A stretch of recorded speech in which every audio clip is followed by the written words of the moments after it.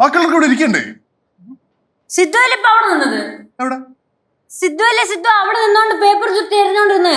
എന്തെന്ന്? ശിവ നീ കണ്ടില്ലേ? ശിവ നീ സിദ്ധു അവിടെ നിക്കണ കണ്ടില്ലേന്ന്? എനിക്കറിയാൻ പാടില്ല. എനിക്ക് എന്തിന്റെ കേടായിരുന്നു? ഒരു ആവശ്യമില്ലാണ്ട് വല്ല ഇടിയും കിട്ടി. എനക്ക് ഒന്നുമില്ല, പോടന്ന്. അമ്മായിക്ക് എന്തായിരുന്നു പ്രശ്നം? അമ്മ എന്തിനാ എന്നെ കിടമ്പത്തി അലറിയത്? അല്ല നീ എന്തിനാ അലറിയത്? അമ്മ അലറിയിട്ടല്ലേ ഞാൻ അലറിയത്. അപ്പൊ സിദ്ധു എന്തിനാ അലറിയത്? ഞാൻ അലറില്ലല്ലോ. എന്റെ പൊന്നളി, എനിക്കൊന്നും അറിയത്തില്ല. അമ്മ ഇവിടെ കിടന്ന് എന്തൊക്കെയോ പറഞ്ഞോണ്ടിരിക്കുക. ഞാൻ എന്തൊക്കെ പറയണ? സിദ്ധു അല്ലേ അലറിയിട്ട് അവിടെ അങ്ങോട്ട് ഓടിയത്? ഇതൊക്കെ ഏത് കഥ? സത്യം പറയാ. ഞാൻ സത്യം പറഞ്ഞല്ലോ, എനിക്കൊന്നും അറിയത്തില്ല. ഒറ്റ വിട്ടിട്ട് ഞാൻ വന്നല്ലേ ഇങ്ങോട്ട് ഇപ്പോ. അയ്യോ ഒച്ചയായിട്ട് വന്നതാ. ലച്ചുവേ നിനക്കൊരു കാര്യം അറിയണോ? സിദ്ധു ആ കഥവിന്റെ പുറകെ നിന്ന് നിന്നെ പേപ്പർ ചുരുട്ടി എറിഞ്ഞോണ്ടിരിക്കുകയായിരുന്നു. ഞാനാ? എന്തിനാ അമ്മ വെറുതെ കള്ളം പറയാൻ? കൊള്ളോ. അത് ശരി, അപ്പൊ നീയാണല്ലോ എന്റെ തലയിലേക്ക് പേപ്പർ ചുരുട്ടി എറിഞ്ഞത്. നീ വന്നേ. വേണ്ട, ഞാൻ അങ്ങോട്ട് വരും. വേണ്ട, ഇവിടെ നിൽക്കട്ടോ. മര്യാദയ്ക്ക് അവിടെ നിൽക്കും.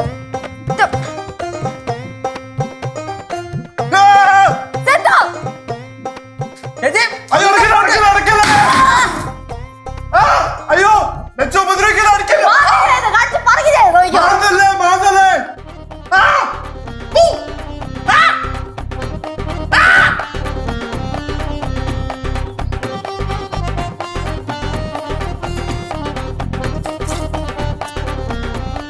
എല്ലാരും ഇവിടെ ഉണ്ട്. ഒറ്റ ഒരെണ്ണം അടുക്കളയിൽ കയറത്തില്ല. ആ ലച്ചു ഇവിടെ. ലച്ചു വന്ന് സിദ്ധുവിന്റെ സണ്ട കൊണ്ടിട്ടാണ് ഇരിക്കാമോ? ഈ കൊച്ചിനോട് എത്ര പറഞ്ഞാലും മനസ്സിലാവത്തില്ല. എന്തോ ചെയ്യാനാന്ന് പറ.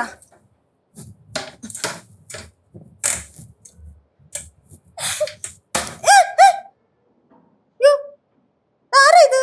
അമ്മ കൈ പാത്ത് സൊല്ലുങ്ക. ഇത് കേശുവിന്റെ കൂട്ടുകാരൻ സുജിത്ത് അല്ലയോ? സുജിത്ത മോളായിരുന്നു. അല്ല, കയ്യെ പിടിച്ചപ്പോഴേ വിറവുള്ളി പോലെ ഇരിക്കുന്നു. ശരിയാണല്ലോ, മടൽ വിട്ട് വരുന്നുണ്ട്. അമ്മൂമ്മക്ക് മനസ്സിലായി ഞാനാന്ന്, എന്നിട്ട് ചുമ്മാ എന്നെ കളിയാക്കാൻ പറയുമല്ലേ? അല്ല മോളെ, സത്യമായിട്ടും എനിക്ക് മനസ്സിലായില്ല.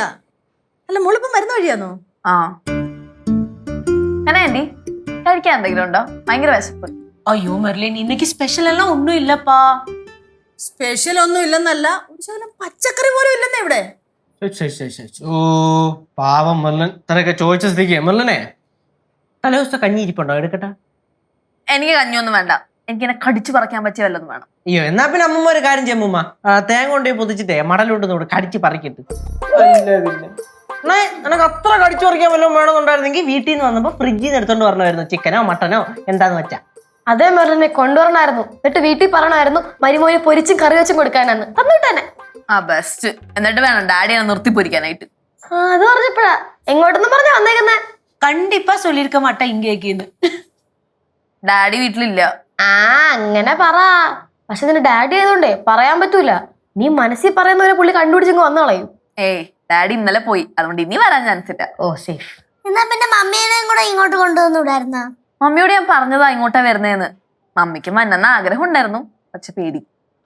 എന്തായാലും ഒരു ദിവസം മെർലിന്റെ ഡാഡി ഉള്ളപ്പോ ഞങ്ങൾ ഇടിച്ചു കയറിയെന്ന് വരും.